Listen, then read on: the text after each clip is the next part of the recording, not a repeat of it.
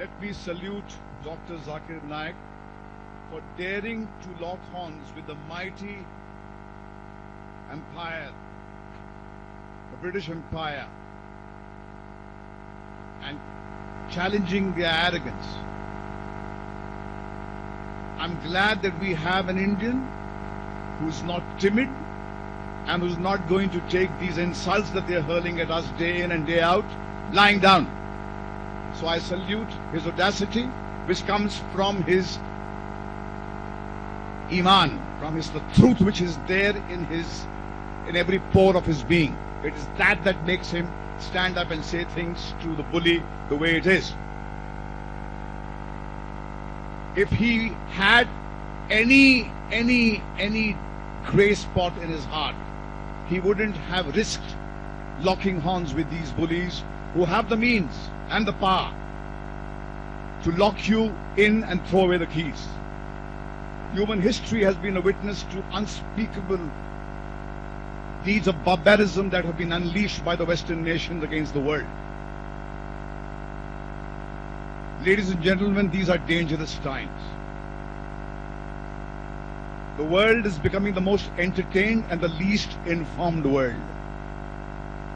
I thought the United States was the most entertained and the least informed. But slowly and surely, the world is catching up and India is not far behind.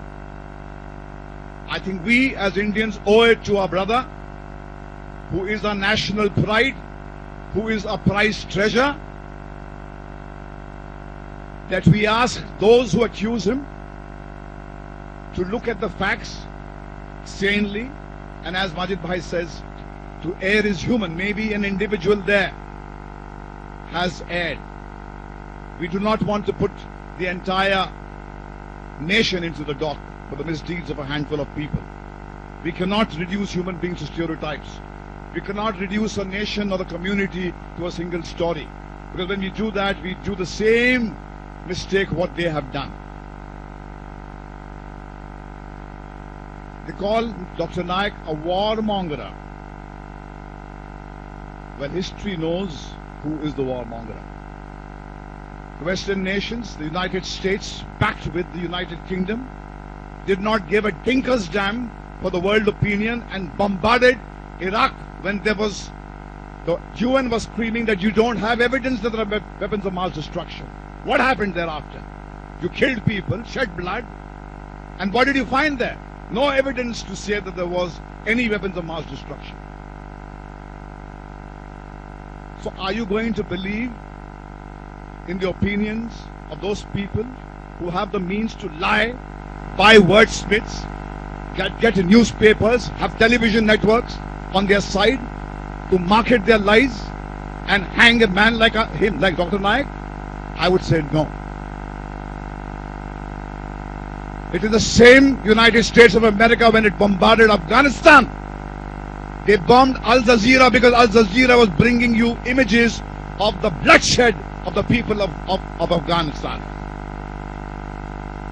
It is not my opinion. It was Howard Zinn, an extraordinary American who had the courage to point out to the world that it was the United States of America that bombarded the television network of Al Jazeera, because Al Jazeera was bringing images to the world showing how the people of Afghanistan were suffering. Are we going to become victims of these people who decide at the drop of the hat whom they're going to call terrorists and whom they're not going to call terrorists? I think no.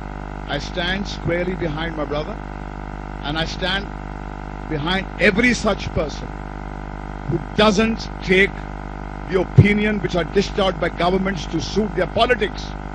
The first law of journalism, sir, is governments lie. And as responsible journalists, it's your duty to not become victims of state propaganda. The world has suffered enormously for the last 10 years because all responsible journalists, including you, lapped up what was dished out to you by them. If you do not have the means to question, say I don't know, it is more decorous for a man to say I don't know. A person who knows that he does not know can be taught. There is humility. But a person who does not know and pretends that he knows can do enormous harm.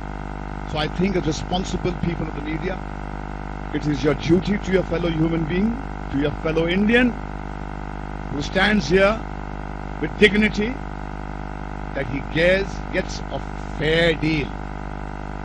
And it's not fitting for the nation and a government who stands up for a celebrity like Shah Rukh Khan, when he has come into trouble in the United States, they must also stand up for Dr. Zakir Naik and plead his case.